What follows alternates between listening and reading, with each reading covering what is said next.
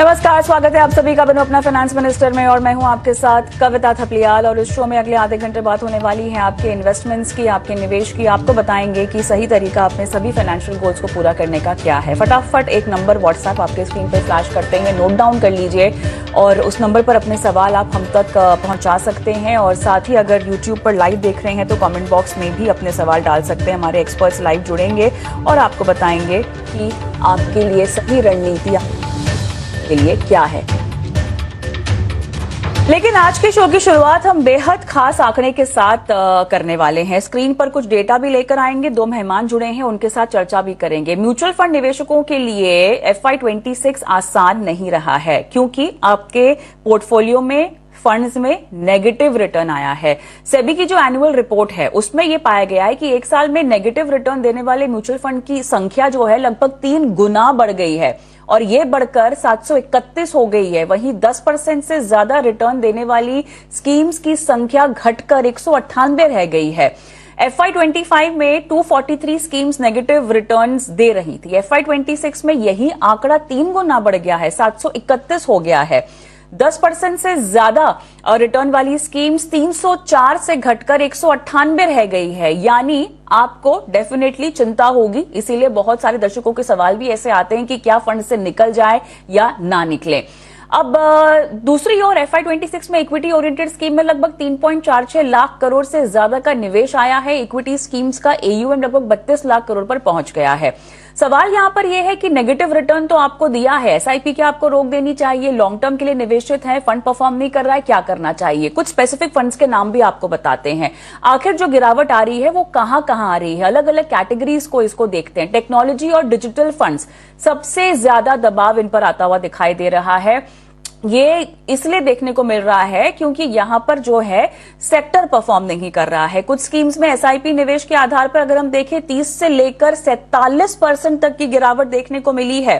Quant का take fund देख लीजिए 47% गिरा है। Motilal Oswal digital India fund देख लीजिए 35% गिरा है। HDFC टेक्नोलॉजी फंड देख लीजिए 32%। टाटा डिजिटल इंडिया फंड जो कि one of the best performing इस कैटेगरी में माना जाता था 30% गिरा है। ABSL का आप देख लीजिए डिजिटल फंड लगभग 30% यहां पर गिरता हुआ पाया गया है। यानी अगर किसी निवेशक ने सिर्फ टेक्नोलॉजी फंड में या कंपनियों में पैसे लगा रखे हैं तो आपके तो बहुत ही मुश्किल साल रहा होगा साहब। आपने बहुत ज्यादा नुकसान ऑलरेडी झेल लिया है। दूसरा, स्मॉल कैप फंड्स बुरी तरह दबाव में रहे हैं। और यहां पर अगर हम आपको बताएं कि छोटी कंपनियां जो है, अगर आपने केवल स्मॉल कैप अपने पोर्टफोलियो में रखे हुए हैं, अगर आपने शेयर्स लिए हो, म्यूचुअल फंड लिए हो, तो आपको नेगेटिव रिटर्न जरूर ही मिल रहा होगा और नुकसान भी आपको ज्यादा हुआ है। कुछ फंड्स के नाम आपको बताएं, औसतन 15% जो है यहां पर गिरावट देखी गई है। टाटा का स्मॉल कैप फंड देख लीजिए 33% यहां पर गिरा है। तो मामला क्या है? जिस कैटेगरी ने तेजी के दौर में शानदार रिटर्न दिया है, बाजार पलटने पर उसी कैटेगरी में गिरावट भी ज्यादा देखने को मिली है। इससे अछूते फ्लेक्सी कैप फंड्स भी नहीं रहे हैं। फ्लेक्सी कैप फंड्स में आमतौर पर डाइवर्सिफाइड रणनीति होती है क्योंकि फंड मैनेजर यहां पर बड़ी, मझोली, छोटी कंपनियों में सब में निवेश करते हैं। FY26 में यहां पर भी दबाव देखने को मिला है। औसत एक साल का SIP रिटर्न करीब यहां पर -14% हमने देखा है। हालांकि यहां एक अच्छी बात यह रही है कि फ्लेक्सी कैप फंड्स ने निवेशकों के बीच अपनी लोकप्रियता बनाए रखी है और कैटेगरी में करीब 90,000 करोड़ तक का निवेश भी आया है। लेकिन लार्ज कैप फंड्स भी नहीं बच पाए हैं। आमतौर पे हम इनको काफी स्टेबल और कंसिस्टेंट मानते हैं, लेकिन इन फंड्स में भी हमने देखा है कि गिरावट जो है वो झेली है। SIP रिटर्न -14% के आसपास पाया गया है। यानी सिर्फ छोटी कंपनियों के शेयर ही नहीं, यहां पर भी गिरावट हुई है और सबसे ज्यादा दबाव इनमें पाया गया है। एक और कैटेगरी मल्टी कैप की बात करते हैं। मल्टी कैप फंड्स में लार्ज, मिड और स्मॉल तीनों तरह की कंपनियां होती हैं। इसके बावजूद इस कैटेगरी का औसत एक साल का SIP रिटर्न -13% के आसपास रहा। इसका मतलब यह है कि बाजार के अलग अलग हिस्सों में एक साथ कमजोरी आती है तो डाइवर्सिफिकेशन नुकसान को पूरी तरह खत्म नहीं कर सकता है। तो सबसे ज्यादा नुकसान, आसान भाषा में तस्वीर सामने रखें, टेक्नोलॉजी या डिजिटल लगभग 30-47% के आसपास की गिरावट। स्मॉल कैप औसतन 15%, फ्लेक्सी कैप औसतन 14%, लार्ज कैप 14%, मल्टी कैप औसतन 13%। ध्यान देने वाली बात है कि ये आंकड़े बिल्कुल एक ही तरीके से नहीं निकाले गए हैं। टेक्नोलॉजी वाले आंकड़े कुछ खास स्कीमों के एसआईपी रिटर्न है, जबकि बाकी आंकड़े हम देख रहे हैं कैटेगरी के औसतन एसआईपी रिटर्न है। तो अब आपको क्या करना चाहिए, आपके लिए क्या सलाह है? डाइवर्सिफिकेशन भी अब यहां पे काम नहीं कर रहा, उसके बावजूद भी आपको नेगेटिव रिटर्न जो है वो देखने को मिल रहा है। सुनील सुब्रमण्यम साहब जुड़ गए हैं, नसरीन मामा जी भी जुड़ गई हैं। आप दोनों का स्वागत है हमारी इस बेहद खास पेशकश में। और ये जो आंकड़ा सामने आया है, हमेशा जो हम कहते हैं दर्शकों को कि डाइवर्सिफाइड रहिए, लार्ज स्मॉल मिड में अपना पैसा डालिए, don't put all your eggs in one basket, इस तरीके की सलाह हम देते हैं। लेकिन ये जब डेटा सामने आता है तो लगता है कि डाइवर्सिफिकेशन में भी तो नुकसान हुआ है, तो क्या किया जाए? सुनील सर। नहीं, देखिए, पहली बात है कि आप एक साल के आंकड़े लेकर डिसाइड कर रहे हैं। कोई भी निवेशक एक साल के आंकड़े को लेकर अपना जजमेंट या कुछ बदलने की सोच भी नहीं सकता है, नंबर वन। नंबर टू बात है कि जब डाइवर्सिफिकेशन बात करते हैं ना, तो डाइवर्सिफिकेशन क्या होता है कि across all sectors, across all cap curves, right. तो यहाँ पर आपने देखा कि आपने मेंशन किया कि टेक्नोलॉजी, डिजिटल। अभी प्रॉब्लम क्या है कि फंड के लिए कि जब इंडेक्स में टेक्नोलॉजी का 10-15% शेयर होता है तो फंड मैनेजर को उस हिसाब से लेना पड़ता है, थोड़ा ओवरवेट अंडरवेट कर सकते हैं। तो पूरी से पूरी डाइवर्सिफिकेशन के कारण क्या होता है, समझिए कि जब गिरावट आती है तो इंडेक्स के उसमें वेट ज्यादा होता है, तो उसका कारण वो डाइवर्सिफिकेशन का भी इंपैक्ट दिखता है। आपको देखना चाहिए कि इस तरह से कि इस साल निफ्टी और सेंसेक्स, यानी जो 2025-26 की साल है, दोनों ने 5 और 7% नेगेटिव रिटर्न दिया और स्मॉल कैप इंडेक्स ने भी नेगेटिव दिया। तो ऐसी हालत में फंड का परफॉर्मेंस नेचुरली उसको रिफ्लेक्ट कर रहा है। वही बात है, इसमें कोई डरने की बात नहीं है। इनफैक्ट लॉन्ग टर्म निवेशक के लिए बाय लो सेल हाई अगर हम मानते हैं कि सही तरह है, तो इस साल जो भी इन्होंने निवेश किया है 2025-26 में, वो उनके लिए लॉन्ग टर्म के लिए बहुत फायदेमंद बन सकता है। क्या है कि इस साल खराब साल था क्योंकि अगस्त सितंबर 2024 से एफआईएस ने बेचना शुरू किया, इसके कारण मार्केट में दबाव आया। उसके अलावा बाकी कुछ कारण भी थे, जैसे टैरिफ वैरिफ। तो साल अच्छा नहीं था मार्केट के लिए, तो फंड मैनेजर भी उस हिसाब से ही अप डाउन कर सकते हैं। और डाइवर्सिफिकेशन बात की, तो अगर आपने सेक्टोरल डाइवर्सिफिकेशन किया होता तो आपके फंड में पीएसयू बैंक, मेटल इंडेक्स, इन्होंने अच्छा परफॉर्म किया है। गोल्ड ईटीएफ ने बहुत बढ़िया परफॉर्मेंस किया है, सिल्वर ईटीएफ ने अच्छा किया है, मल्टी एसेट फंड्स में जहाँ पे गोल्ड सिल्वर की शामिल होती है वो भी अच्छा किया है। तो डाइवर्सिफिकेशन मैंने खाली लार्ज मिड और स्मॉल को न सोचिए, एक ब्लेंडेड रखिए कि सभी एसेट क्लासेस रहना चाहिए, थोड़ा डेट रखना चाहिए क्योंकि डेट म्यूचुअल फंड्स का परफॉर्मेंस ठीक रहा है। तो उस हिसाब से थोड़ा डेट, थोड़ा गोल्ड, थोड़ा इक्विटी, और इक्विटी के अंदर थोड़ा लार्ज मिड स्मॉल, ट्रूली अगर आपने डाइवर्सिफाई किया होता तो हालत उतनी बुरी नहीं होती। एज मच एज ये जो आप बता रहे हैं कि मल्टी कैप फंड में क्या प्रॉब्लम है, 25% मिनिमम स्मॉल कैप रखना है, मिनिमम मिड कैप रखना है, minimum large cap, truly diversified नहीं है फंड मैनेजर का फुल। और फ्लेक्सी कैप में क्या होता है कि बेंचमार्क जो होता है निफ्टी 500 होती है, जहां पर 75% से ज्यादा लार्ज कैप है। तो कोई फंड मैनेजर बेंचमार्क को रिस्पेक्ट करना है तो उसका लार्ज कैप कॉन्सेंट्रेशन सही होगा, इसलिए फ्लेक्सी कैप्स के परफॉर्मेंस भी दबाव में आई। मैं सोच रहा हूँ कि इसमें चिंता करने की बात नहीं है। ये सोचो कि ये साल बुरा था तो पिट गए, मगर खरीदारी जो भी एसआईपी के जरिए की है वो लॉन्ग टर्म में हमें ज्यादा फायदेमंद बन सकता है। मेरे ख्याल से आपने आपके जवाब के पहले लाइन में ही पूरे दर्शकों को समझा दिया कि कैसे रिटर्न को देखना चाहिए।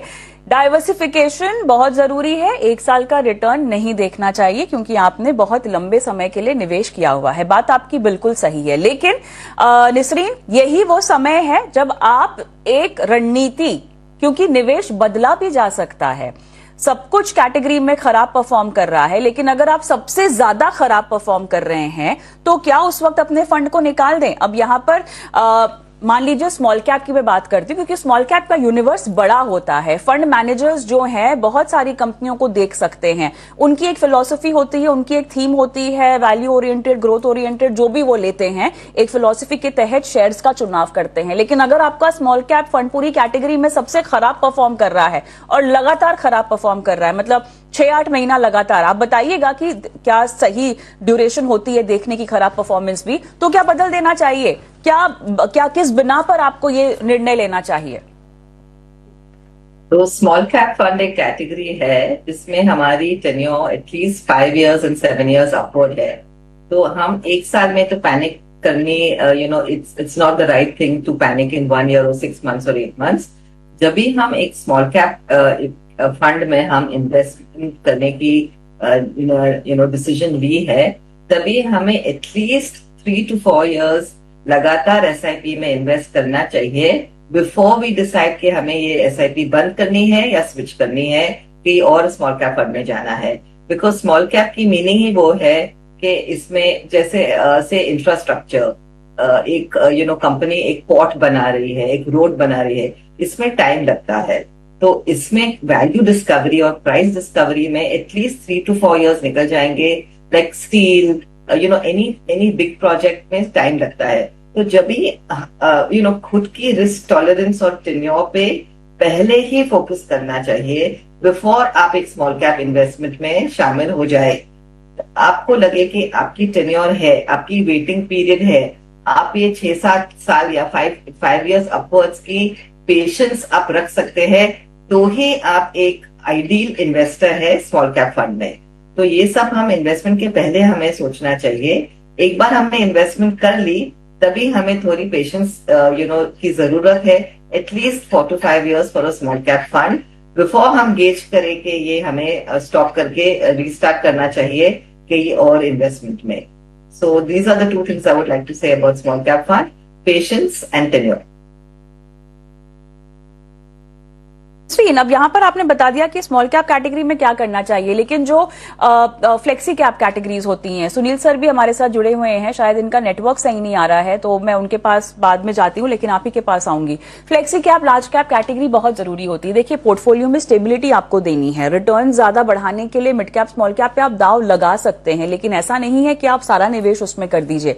जब फ्लेक्सी कैप भी परफॉर्म नहीं कर रहा है, जब लार्ज कैप भी परफॉर्म नहीं कर रहा है, तो भरोसा जो है थोड़ा सा टूट जाता है। और ये यूनिवर्स ऐसा है कि एक्टिव क्या आप ज्यादा पैसे शायद पैसिव में कमा सकते हैं, इंडेक्स ही खरीद लेना था, क्या ये बेटर था? मैं फ्लेक्सी कैप फंड्स का एग्जांपल लेती हूं। बहुत सारे flexi cap fund, large cap funds निसरीन ऐसे हैं जो बेंचमार्क को बीट नहीं कर पाए हैं। तो क्या हमें इस तरह की कैटेगरी में इंडेक्स फंड्स और ईटीएफ्स खरीद लेने चाहिए थे? जैसे सुनील जी ने पहले कहा है कि ब्रॉड यूनिवर्स ही हमें रिजल्ट नहीं दी है, हमें परफॉर्मेंस नहीं मिली है ब्रॉड यूनिवर्स में, तो एक फ्लेक्सी कैप फंड मैनेजर कोई मैजिक तो नहीं क्रिएट कर रहा है कि वो इससे आप कहाँ से आपको रिजल्ट दे सके। तो ऐसे इन्वेस्टर को एक्चुअली है ना बैलेंस एडवांटेज कैटेगरी या मल्टी एसेट कैटेगरी, जब भी आप आपके पोर्टफोलियो को हर 6 महीने या हर 8 महीने या 1 साल में आप गेज करना चाहोगे, तभी आप एक्चुअली एक 100% इक्विटी इन्वेस्टर हो ही नहीं।